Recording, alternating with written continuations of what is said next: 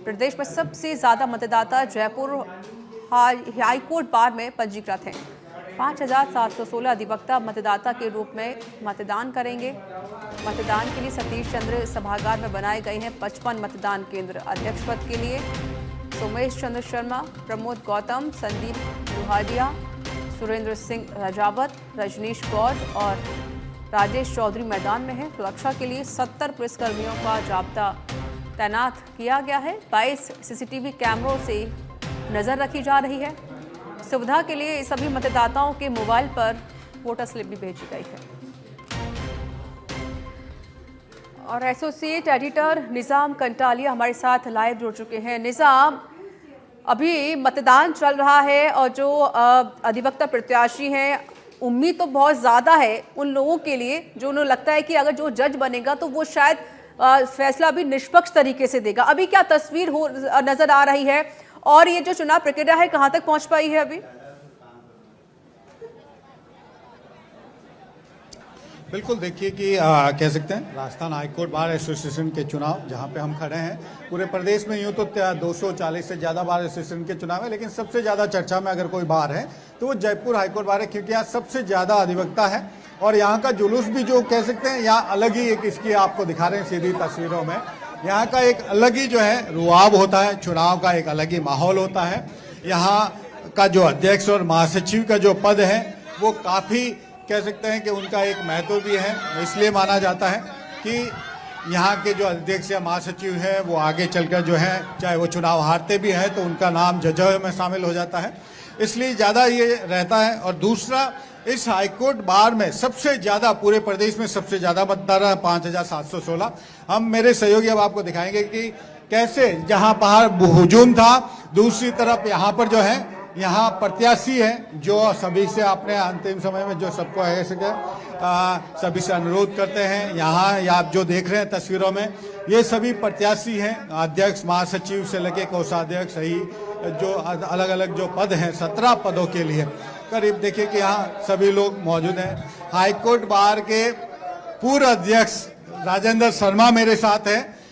राजेंद्र जी, अगर आप भी इस बार के अध्यक्ष रहे हैं, क्यों इस राजस्थान हाईकोर्ट बार इतना क्यों चर्चा में रहता है? यहाँ के चुनाव ज्यादा इतने क्यों सबसे ज्यादा महत्वपूर्ण? राजस्थान हाईकोर्ट बार एसोसिएशन के जो चुनाव जीते अध्यक्ष, उसमें आज की तारीख में उपराष्ट्रपति पद पर हैं, सुप्रीम कोर्ट में 5-6 जजेज रहे हमारे यहाँ से, चीफ जस्टिस ऑफ इंडिया रहे हमारे यहाँ से, और राजनेता के रूप में कई मंत्री विधायक रहे हमारे यहाँ से, और कई अफसर भी रहे यहाँ से हमारे यहाँ से। तो इसलिए ये 45वां कार्यकारिणी का चुनाव है राजस्थान हाईकोर्ट में जयपुर बेंच आने के बाद। राजेंद्र जी, ऐसा क्यों मानते हैं कि जो यहाँ अध्यक्ष या महासचिव बनता है वो कहीं न कहीं जाके बेंच की तरफ चला जाएगा, आगे जाके जज बनेगा? ऐसा तो कुछ भी नहीं है। एक फिर भी सब हर एडवोकेट ये प्रयास करता है, जब शुरुआत में जब एडवोकेट बन के आता है तब उसकी इच्छा होती है कि मैं जुडिशल अफसर बनूं, फिर वो वकालत करने लग जाता है तब उसकी इच्छा होती है कि मैं हाईकोर्ट जज बनूं।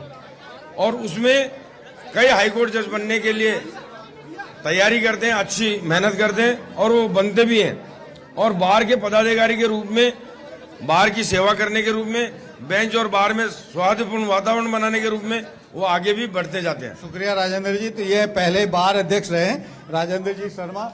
इसके देखिए तमाम जो प्रत्याशी हैं अंतिम समय में अपने प्रत्याशी सबसे जो कह सकते हैं मतदाताओं से अपील करते नजर आते हैं। महासचिव से लेकर अध्यक्ष के पद के अलग अलग जो उम्मीदवार हैं वो सभी से अपने, तो ये अलग दो लॉबी बनाई है जहां पे केवल प्रत्याशी रह सकते हैं। दूसरी तरफ देखेंगे आपकी किस तरीके से सीसीटीवी कैमरों से निगरानी रखी जा रही है। तमाम जो लोग आ रहे हैं जा रहे हैं, इसके साथ ही उनकी चेकिंग के लिए व्यवस्था की गई है। और ये अब हम आपको अंदर लेके चल रहे हैं जहां पर मतदान कह सकते हैं मतदान की प्रक्रिया जारी है।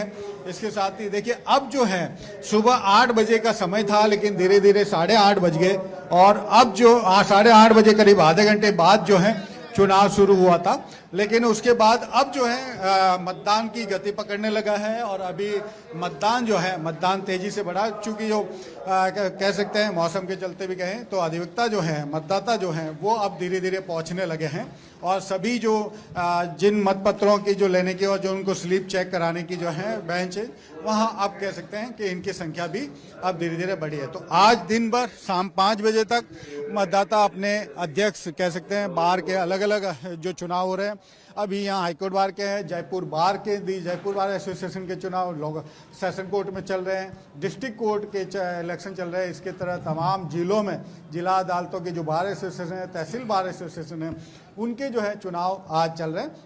एक तरह से पूरे प्रदेश में करीब 1.5 लाख जो अधिवक्ता है वो आज मतदान की प्रक्रिया में शामिल हो रहे हैं। बिल्कुल जाहिर है निज़ाम, देखिए 242 अधिवक्ता प्रत्याशी इस बार मैदान में है और कितना मुश्किल होगा एक महासचिव को चुनना कि किस तरीके से होता है कि भाई जो बाकी जो मतदाता हैं वो कोशिश भी करते हैं कि हम एक परफेक्ट इंसान को चुनें जिससे कि हमारे जो पारदर्शिता है वो भी यहाँ पर ज़रूर नज़र आए, तो कितना ही मुश्किल होने वाला है।